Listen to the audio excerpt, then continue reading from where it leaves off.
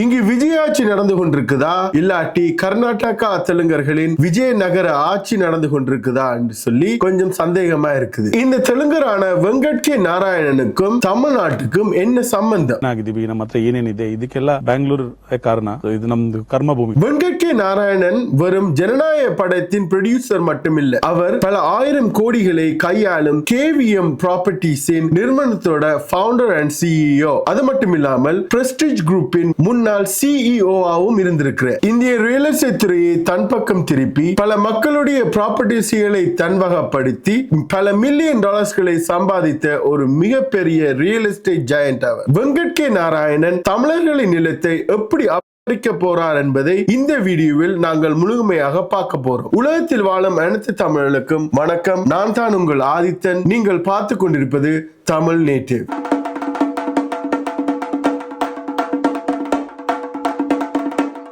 தளபதி விஜய் அவர்கள் சும்மா ஆண்டும் டெல்லி சிறப்பு பிரதிநிதி என்னும் பெரிய பதவியை தூக்கி கொடுக்கல. இந்த பதவிக்கு பின்னால வெங்கட் கே நாராயணனுக்கு பல திட்டங்கள் உண்டு. அது என்னன்னு சொன்னா, தமிழ்நாட்டில் அடுத்தது எந்தெந்த பகுதியில் மத்திய அரசு திட்டம் வகுத்திருக்கு, எங்கெங்க டெவலப்மெண்ட் ஆக போகுது, எங்கெங்க மெட்ரோ ஸ்டேஷன் உருவாக போகுது, எங்க புதுசா ரயில்வே ஸ்டேஷன் ஓபன் பண்ண போறாங்க, எங்க ஹைவே போட போறாங்கன்னு சொல்லும் விடயங்களை முதலாக யாருக்கு தெரியும் சொன்னா, இந்த டெல்லி சிறப்பு பிரதிநிதிக்கு தான். அவருக்கு தான் ஃபர்ஸ்டா எங்க நடக்க போகுது, ஏது அடுத்த பிளான் என்று சொல்லி தெரிய வரும். அந்த டீடைலில் வைத்து தான் கேவிஎம் ப்ராப்பர்ட்டிஸ் நிறுவனம் விவசாயியின் நிலத்தை குறைந்த விலைக்கு வாங்கி அதை அதிக விலையில் இந்த டெவலப்மெண்ட் முடிந்த பிறகு விற்பதுதான் இவர்களின் பிளான். இவரை நம்பிக்கையுரிய ஆள், இவர் எனக்காக ப்ரொடியூஸ் பண்ணவர் ஒரு படத்தைன்றதுக்காக வேண்டி இதை கொடுக்கல. இது ஒரு பிசினஸ் டீல். இது நான் உனக்கு செஞ்சா இது நீ எனக்கு செய் என்ற மாதிரி தான் ஒரு டீல். மே 7, 2025 ஆண்டு கேவிஎம் ப்ராப்பர்ட்டிஸ்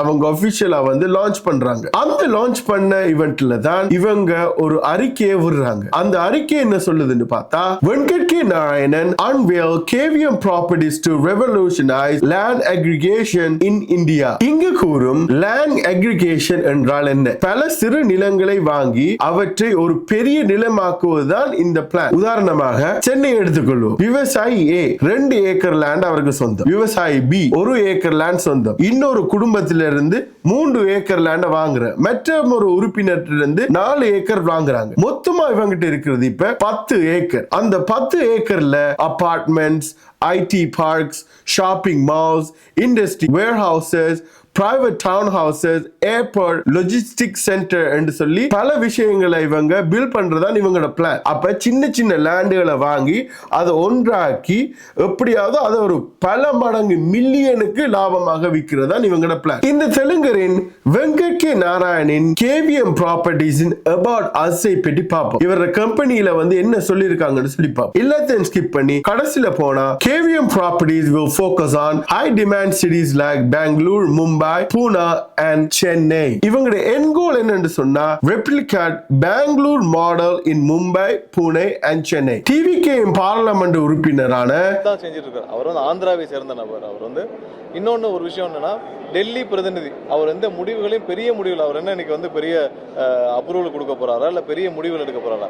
டெல்லிக்கான பிரதிநிதியா தான் இருக்க போறாரு. he is not a decision maker. அவரால ஒரு டிசிஷன் மேக் பண்ணலாம்னு சொல்றாரு. ஆனா இது டிசிஷன் மேக் பண்றத பொறுத்து இல்ல. டெல்லி சிறப்பு பிரதிநிதி என்பவர் மத்திய அரசின் முக்கியமான உள்கட்ட அறிவிப்புகளின் பொதுமக்களுக்கு வர முன்பே இவருக்கு முன்கூட்டி தெரிந்துவிடும். இந்த டெல்லி சிறப்பு பிரதிநிதி என்பது சும்மா இல்ல. தமிழ்நாட்டு அரசுக்கும் மத்திய அரசுக்கும் நடுவுல இருக்கிற மெயின் லிங்கே இவர்தான். அடுத்து வர திட்டங்கள் எப்ப அப்ரூவ் ஆக போகுது, phase 1 phase 2 என்று சொல்லி எல்லாம் இவர்கள் அடுத்து வரும் பிளான்களை தெரிந்து கொள்றதுக்கு ஒரு சிறப்பான இடம் தான் இந்த டெல்லி சிறப்பு பதவி. இந்த டீடைலில் வைத்து தான் கேவிஎம் ப்ராப்பர்ட்டி நிறுவனம் விவசாய நிலங்களை வாங்கி கமர்ஷியல் ப்ராப்பர்ட்டிஸாக மாத்தி பல கோடிக்கணக்கான லாபத்தை பார்க்கத்தான் இவர்களின் பிளான். இன்னும் கொஞ்சம் உங்களுக்கு சிம்பிளிஃபை பண்ணணும்னு சொன்னா, மத்திய அரசுல இருந்து ஒரு phase 1 ப்ராஜெக்ட் ஒன்று வருது. இனி இந்த இடத்துல நாங்க நியூ ஹைவே கட்ட போறோம் என்று சொல்லி, அப்ப இந்த கேவிஎம் ப்ராப்பர்ட்டிஸ் என்ன செய்யும் சொன்னா, சென்னையில இருக்கிற ஒரு இடத்தை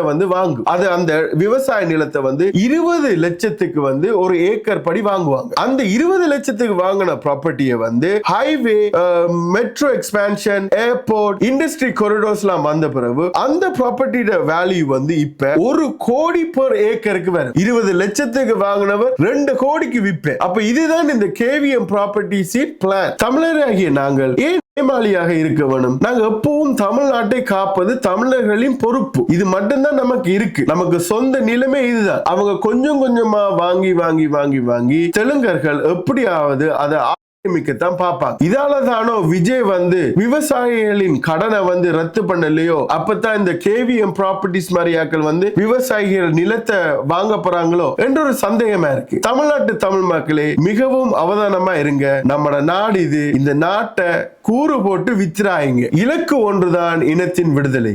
இனம் ஒன்றாவோம், இலக்கை வென்றாவோம். வாழ்க தமிழ்.